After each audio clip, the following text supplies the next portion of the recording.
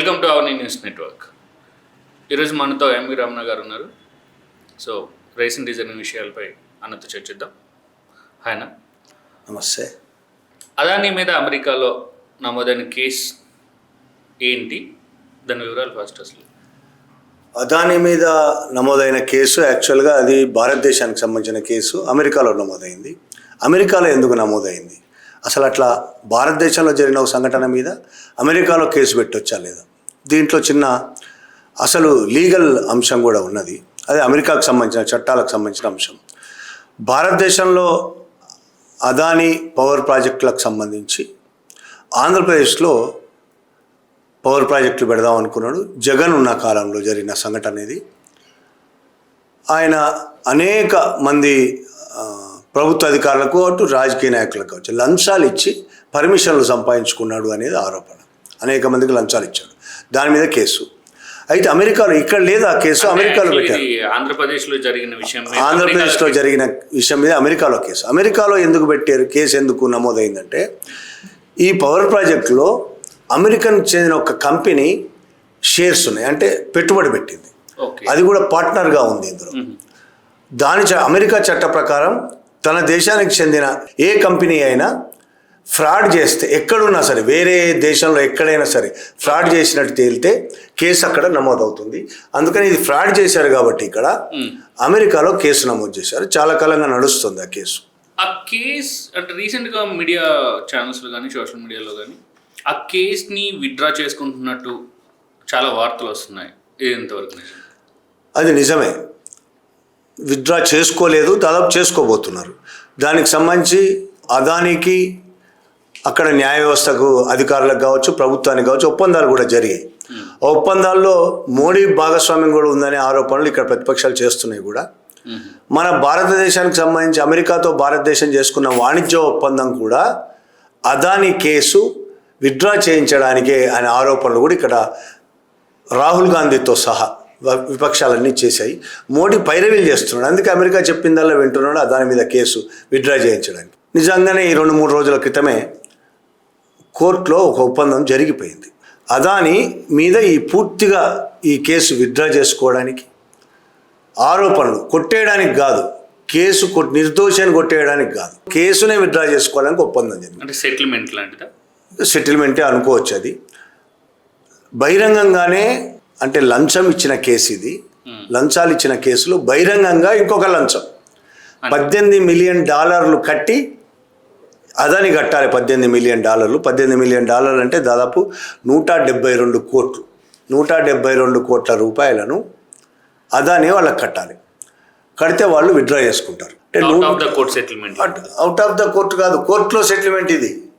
అది కొంత మనకు ఆశ్చర్యంగా ఉంటుంది. Court settlement. ఈ సెటిల్మెంట్కి కారణం ఏంటి? ట్రంప్ ప్రభుత్వ ఒత్తిడి ఉంది.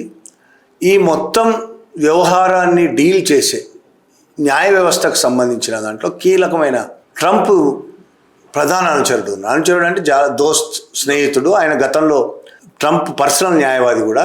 ఆయన ఇప్పుడు ఈ కోర్టుల వ్యవహారాలని చూస్తున్నాడు. ఆయన కీలక భూమిక. ఇంకొకటి, అదాని ఒక లాయర్ను పెట్టుకున్నాడు ఈ కేసు కోసం.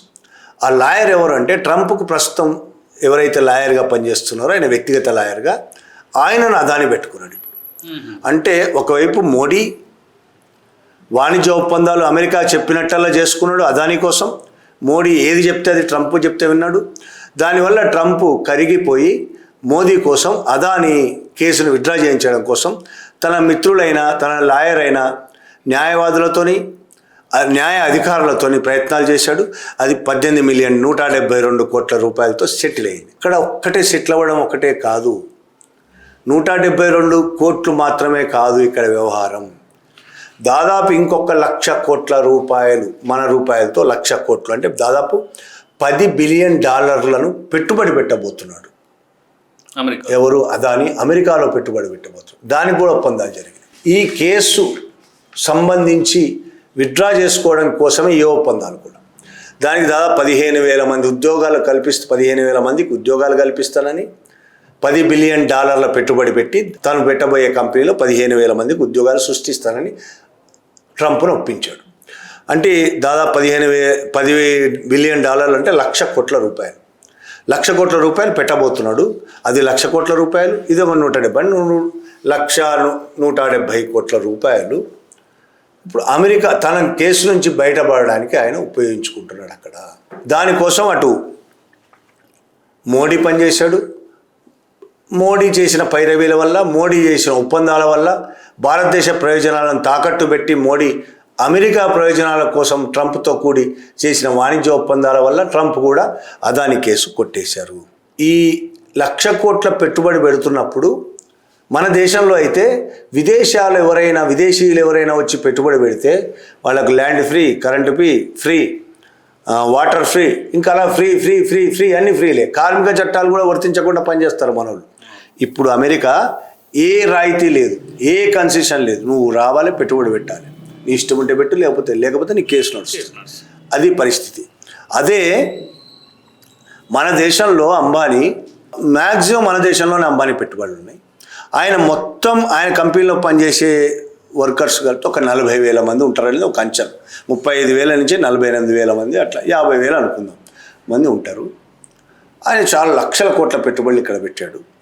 ఆ పెట్టుబడులకి ఇక్కడి ప్రభుత్వం భూములు ఫ్రీగా ఇచ్చింది, కరెంటు ఫ్రీగా ఇచ్చింది, రాయితీలు ఇచ్చింది, ఆయన తీసుకున్న లోన్లను మాఫీ చేసింది. అంటే మన భారతదేశ ప్రజలు కడుతున్న ట్యాక్సుల ద్వారా అదాని మొత్తం లాభాలు పొందుతున్నాడు. పోయి అమెరికాలో పెట్టుబడులు పెడుతున్నాడు. అమెరికా ఒక్క కన్సెషన్ కూడా ఇవ్వట్లే, ఒక్క రాయితీ కూడా ఇవ్వట్లే, కానీ అమెరికాలో పెట్టుబడులు పెడుతున్నాడు. ఎందుకు? ఆయన మీద కేసు ఉంది కాబట్టి. దానికి మద్దతు ఎవరు? మోడీ. ఎంతగా మద్దతు అంటే అదానికి కేసు కొంతకాలం అమెరికా కోర్టులో నడుస్తున్న కేసు కొంతకాలం ఆగిపోయింది. అదాని వెళ్ళలేదు, అదాని తరపు లాయర్లు పార్టిసిపేట్ చేయలేదు. అదానికి సమన్లు ఇష్యూ చేసింది కోర్టు.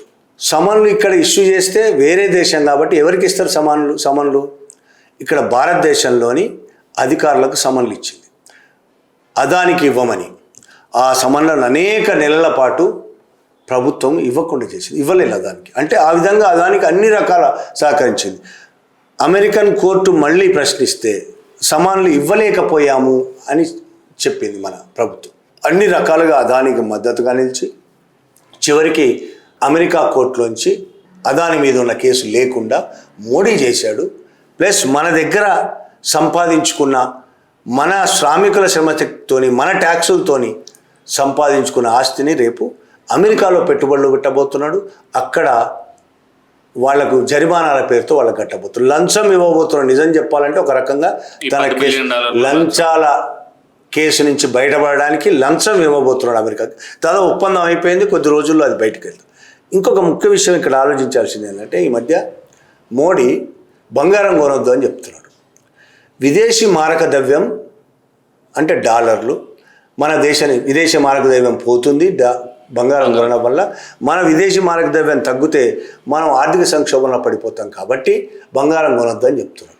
ఈయన ఇచ్చే 1,00,000 కోట్లు ఎక్కడి నుంచి ఇస్తాడు? మన భారతదేశంలో నుంచే కదా ఇవ్వాల్సింది, విదేశీ మారక ద్రవ్యమే కదా. 1,00,000 కోట్లు పోవడానికి మోడీ ఒప్పుకున్నాడు. ఒప్పందాలు చేసుకునేది మోడీ అనుమతితోనే జరిగింది ఇదంతా.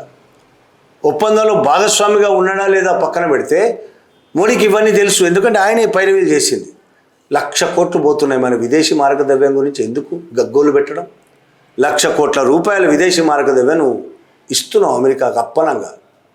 దానికోసం కనీసం మాట్లాడాడు, మనం బంగారం కొనొద్దు. ఇక్కడ బంగారం కొనేటోడు ఎవడు ఉన్నాడు? వాళ్ళు చెప్తున్నట్టు 80 కోట్ల మంది రేషన్ కార్డులు ఉన్నోళ్ళే, తెల్ల రేషన్ కార్డులు ఉన్నోళ్ళే. వాళ్ళందరికీ సెంట్రల్ గవర్నమెంటే బియ్యము ఇవి ఇస్తున్నది కదా. అంటే భారతదేశంలో 80 కోట్ల మంది దారిద్ర్య రేఖగా దిగువగా ఉన్నారు, అంటే పేదలు. వాళ్ళు ఏం బంగారం కొంటారు? ఇంకెవరిని కొనొద్దని చెప్తున్నావు. ఏమన్నా బాధపడితే బంగారం కొనకుండా ఉండడానికి అంబానీ అదానీల భార్యలో పిల్లలు, లేకపోతే అంబానీ అదానీలు బాధపడాలి. కానీ మనలాంటి వాళ్ళకి ఏం బాధ? బంగారం కొనకపోతే పోయేదే ఉంది మనకు.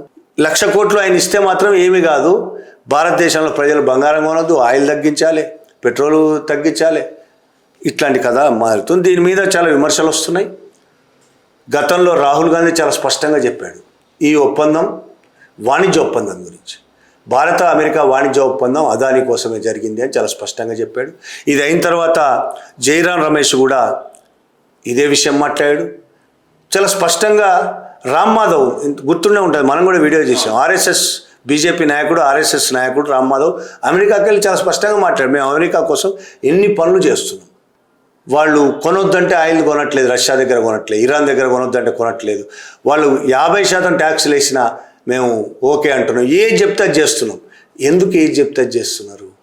ఇప్పుడు బయటపడుతున్నది ఏది చెప్తే అది ఎందుకు చేసిండ్రో. అదానీని కాపాడడం కోసమే చేశారు, అదానిని కాపాడారు.